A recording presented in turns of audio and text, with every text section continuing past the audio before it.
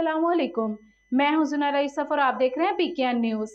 NDMA ने 26 जुलाई से 1 अगस्त तक पंजाब, बलूचिस्तान और खैबर पख्तूनख्वा के शुमाली इलाकों में मजीद तेज बारिशों की पेशेनगोई कर दी। बात करते हैं हमारे नुमाइंदे सरदार ताहिर महमूद से। जी ताहिर, अपडेट कीजिएगा कि कहां और कितनी बारिश की पेशेनगोई की गई है। जी बिल्कुल, एनडीएमए ने मौजूदा बारिशों की सूरत हाल पर नेशनल एमरजेंसीज ऑपरेशन सेंटर का इजलास मुनक्कद किया, जिसकी सदारत कायम मुकाम चेयरमैन एनडीएमए ने की। इजलास में महकमा मौसमियात, फेडरल फ्लड कमीशन, पीडीएमएज और दीगर महकमों ने शिरकत की।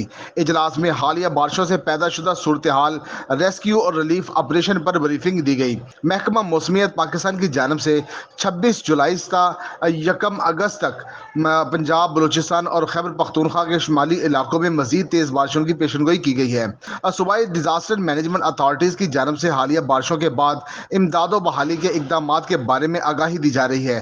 तरबेला डैम 81% जबकि मंगला डैम 77% तक भर चुके हैं। किसी भी हंगामी सूरत हाल से निपटने के लिए शाहदरा पुल के करीब वाक़ दरिया रावी की आबी गुजरगाह और मंगला के बहाव के रास्ते में मौजूद तजावजात को हटाने की तजवीज़ ज़ेर गौर है। कायम मुकाम चेयरमैन ने मुतलका महकमों के दरमियान हम आहंगी को मजबूत बनाने की हदायत की है। उन्होंने दरियाओं के मुल्हिका इलाकों में मौजूद तजावजात को हटाने के मुतल्लिक तजवीज़ पर भी जोर देते हुए मानसून के मुमकिन खतरात बारे अवाम उन्नास को आगाही देने पर जोर दिया है। जी बहुत शुक्रिया सरदार ताहिर, हमें अपडेट करने का।